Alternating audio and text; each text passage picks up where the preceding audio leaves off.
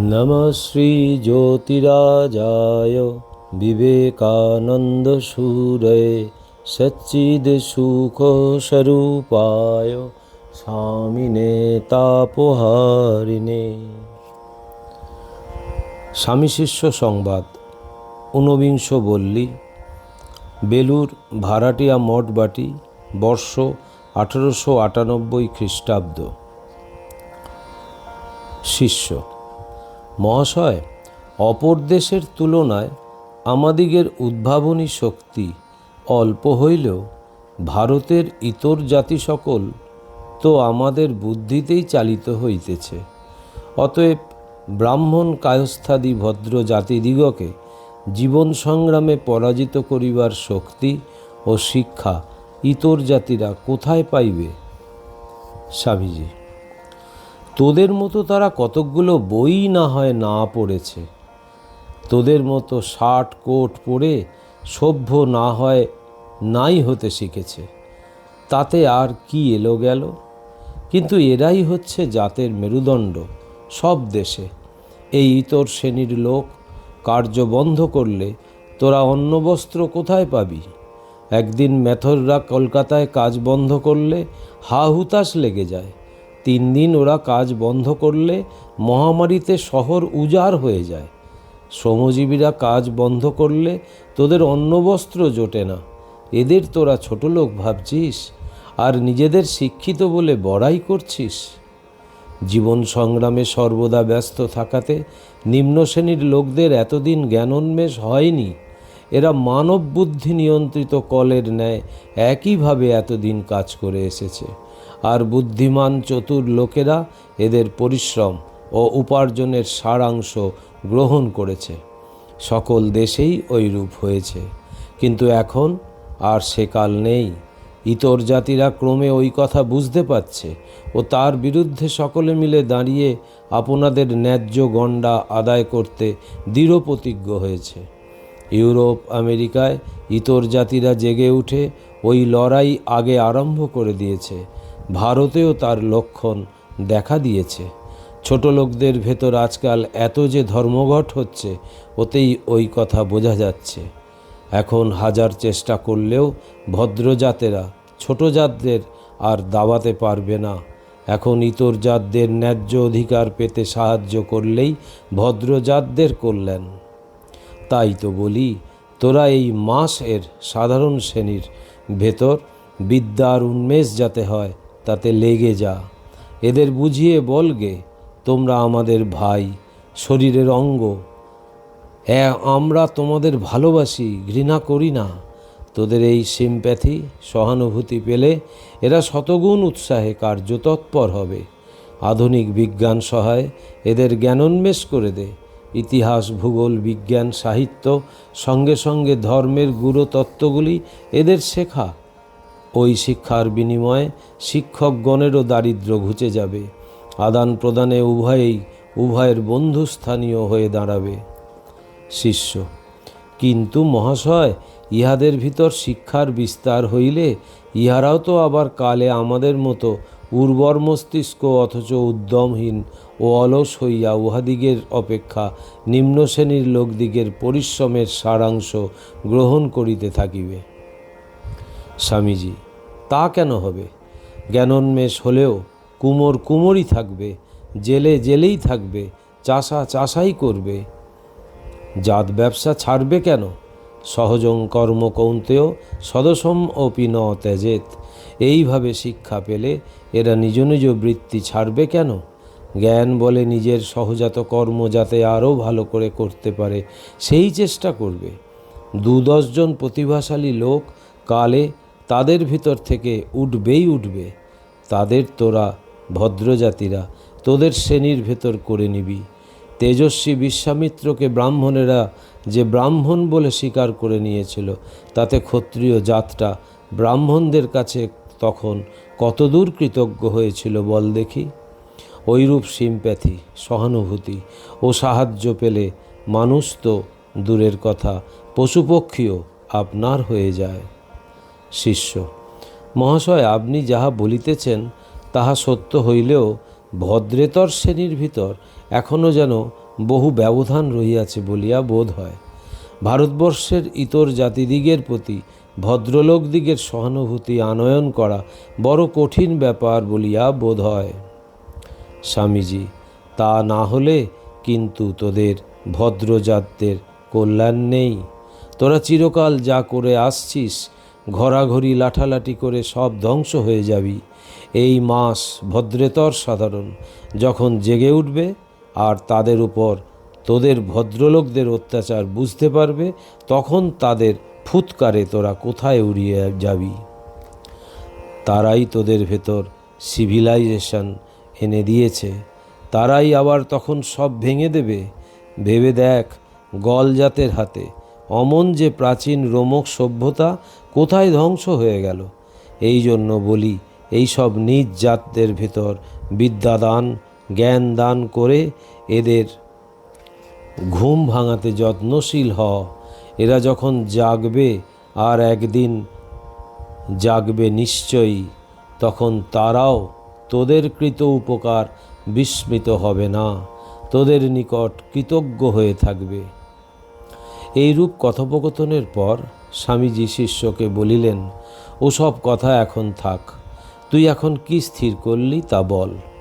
যা হয় একটা কর, হয় কোনো ব্যবসায়ের চেষ্টা দেখ, নয়তো আমাদের মতো আত্মনমক স্বার্থং জগদ্ধিতায় চ, যথার্থ সন্ন্যাসের পথে চলে আয়। এই শেষ পন্থাই অবশ্য শ্রেষ্ঠ পন্থা। কি হবে ছাই সংসারী হয়ে? বুঝে তো দেখছিস সবই ক্ষণিক। নলিনী দলগত জলমতি তরলং তদ্জীবনম অতিশয় চপলম। অতএব যদি এই আত্মপ্রত্যয় লাভ করতে উৎসাহ হয়ে থাকে, তো আর কাল বিলম্ব করিস নে, এখনই অগ্রসর হ। যদ হরে এব বিরজেত তদ হরে এব প্রব্রজেত।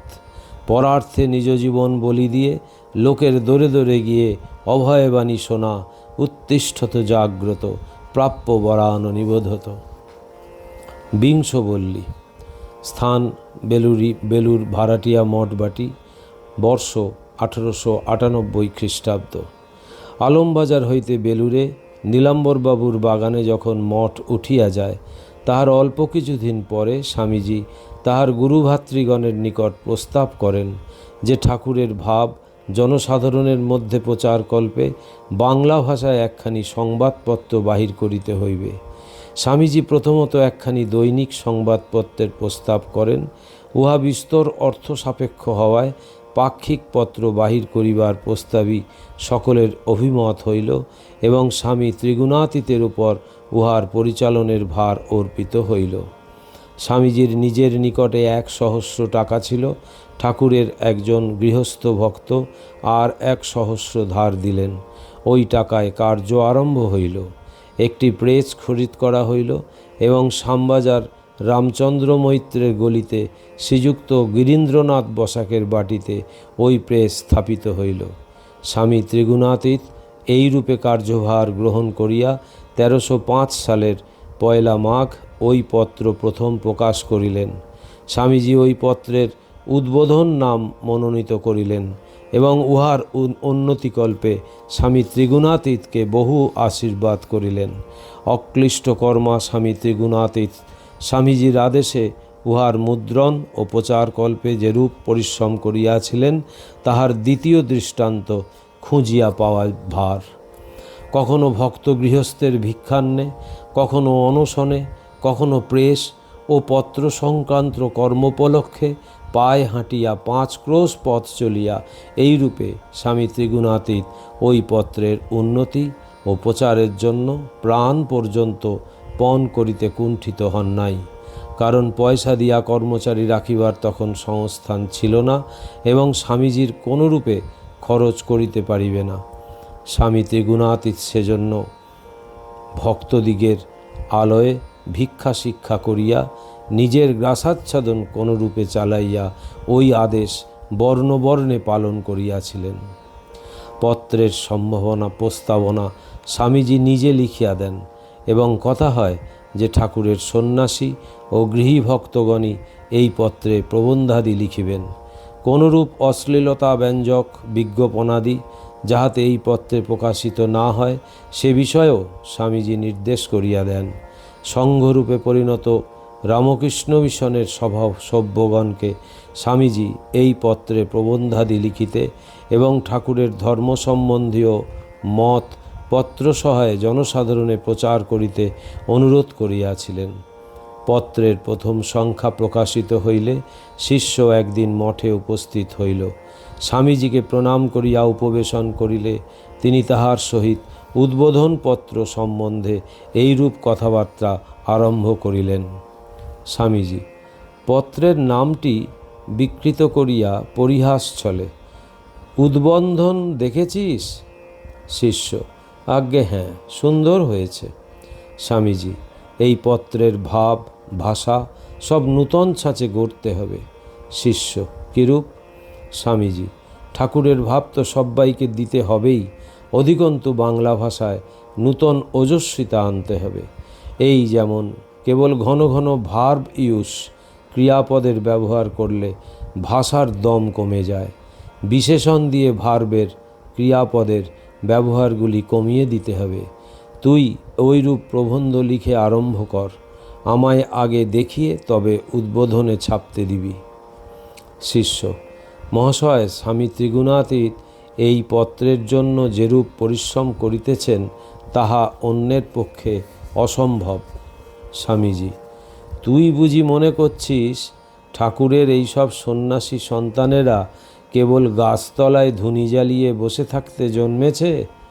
ইহাদের যে যখন কার্যক্ষেত্রে অবতীর্ণ হবে তখন তার উদ্যম দেখে লোকে অবাক হবে। এদের কাছে কাজ কি করে করতে হয় তা শেখ। এই দেখ, আমার আদেশ পালন করতে ত্রিগুণাতীত সাধন ভজন ধ্যান ধারণা পর্যন্ত ছেড়ে দিয়ে কার্যে নেমেছে। এ কি কম স্যাক্রিফাইস? এর কথা আমার প্রতি কতটা ভালোবাসা থেকে এ কর্মপ্রবৃত্তি এসেছে বল দেখি। সাকসেস, কাজ হাসিল করে তবে ছাড়বে। তোদের কি এমন রোগ আছে? শিষ্য: কিন্তু মহাশয়, গেরুয়া পরা সন্ন্যাসীর গৃহীদের দ্বারে দ্বারে ওইরূপে ঘোরা আমাদের চক্ষে কেমন কেমন ঠেকে। স্বামীজি: কেন? পত্রের প্রচার তো গৃহীদেরই কল্যাণের জন্য। দেশে নবভাব প্রচারের দ্বারা জনসাধারণের কল্যাণ সাধিত হবে। এই ফলাকাঙ্ক্ষা রহিত কর্ম বুঝি তুই সাধন ভজনের চেয়ে কম মনে করছিস?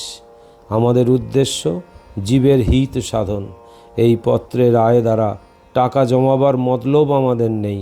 আমরা সর্বত্যাগী সন্ন্যাসী, মাগ ছেলে নেই যে তাদের জন্য কিছু রেখে যেতে হবে। সাকসেস, কাজ হাসিল ও আয় বৃদ্ধি, হয়তো এর ইনকাম আয়টা সমস্তই জীব সেবাকল্পে ব্যয়িত হবে। স্থানে স্থানে সংগঠন, সেবাশ্রম স্থাপন, আরও কত কি হিতকর কার্যে এর উদ্বৃত্ত অর্থের সদ্ব্যয় হতে পারবে। আমরা তো গৃহীদের মতো নিজেদের রোজগারের মতলব এঁটে এ কাজ করছি নি। শুধু পরহিতেই আমাদের সকল মুভমেন্ট কার্য, এটা জেনে রাখবি।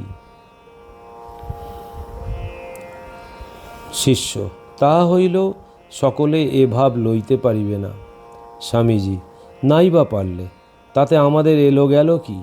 আমরা ক্রিটিসিজম, নিন্দা সুখ্যাতি গণ্য করে কার্যে অগ্রসর হইনি। শিষ্য: মহাশয়, এই পত্র 15 দিন অন্তর বাহির হইবে। আমাদের ইচ্ছা সাপ্তাহিক হয়। স্বামীজি: তা তো বটে, কিন্তু ফান্ড, টাকা কোথায়? ঠাকুরের ইচ্ছায় টাকার জোগাড় হলে এটাকে পরে দৈনিকও করা যেতে পারে। রোজ লক্ষ কপি ছেপে কলকাতার গলিতে গলিতে ফ্রি ডিস্ট্রিবিউশন, বিনামূল্যে বিতরণ করা যেতে পারে। শিষ্য: আপনার এ সংকল্প বড়ই উত্তম। স্বামীজি: আমার ইচ্ছা হয় কাগজটাকে পায়ে দাঁড় করিয়ে দিয়ে তোকে এডিটর করে দেব। কোনো বিষয়কে প্রথমটা পায়ে দাঁড় করাবার শক্তি তোদের এখনও হয়নি। সেটা করতে এই সব সর্বত্যাগী সাধুরাই সক্ষম। এরা কাজ করে করে মরে যাবে, তবু হটবার ছেলে নয়। তোরা একটু বাধা পেলে, একটু ক্রিটিসিজম, নিন্দা শুনলেই দুনিয়া আধার দেখিস। শিষ্য: সেদিন দেখিলাম স্বামী ত্রিগুণাতীত ঠাকুরের ছবি প্রেসে পূজা করিয়া তবে কাজ আরম্ভ করিলেন। এবং কার্যের সফলতার জন্য আপনার কৃপা প্রার্থনা করিলেন। স্বামীজি, আমাদের সেন্টার তো ঠাকুরই। আমরা এক একজন সেই জ্যোতিকেন্দ্রের এক একটি কিরণধারা। ঠাকুরকে পূজা করে কাজটা আরম্ভ করেছে, বেশ করেছে। কই, আমায় তো পূজার কথা কিছু বললে না। শিষ্য, মহাশয়, তিনি আপনাকে ভয় করেন। ত্রিগুণাতীত স্বামী আমায় কল্ল বলিলেন, তুই আগে স্বামীজির কাছে গিয়ে জেনে আয় পত্রের প্রথম সংখ্যা বিষয় তিনি কি অভিমত প্রকাশ করেছেন, তারপর আমি তার সঙ্গে দেখা করব। স্বামীজি, তুই গিয়ে বলিস আমি তার কার্যে খুব খুশি হয়েছি, তাকে আমার স্নেহাশীর্বাদ জানাবি, আর তোরা প্রত্যেকে যতটা পারবি তাকে সাহায্য করিস। উহাতে ঠাকুরের কাজই করা হবে। কথাগুলি বলিয়াই স্বামীজি ব্রহ্মানন্দ স্বামীকে নিকটে আহ্বান করিলেন এবং আবশ্যক হইলে ভবিষ্যতে উদ্বোধনের জন্য ত্রিগুণাতীত স্বামীকে আরও টাকা দিতে আদেশ করিলেন। ওই দিন রাত্রে আহারান্তে স্বামীজি পুনরায় শিষ্যের সহিত উদ্বোধনপত্র সম্বন্ধে আলোচনা করিয়াছিলেন। এই প্রসঙ্গে উহাও আমরা এখানে পাঠককে বলিতেছি। পরতত্ত্বে সদা লীন রামকৃষ্ণ সমজ্ঞয়া यो ধর্ম স্থাপনরত বীরে শান্তম নমাম্যহম। শ্রীরামকৃষ্ণার্পণমস্তু।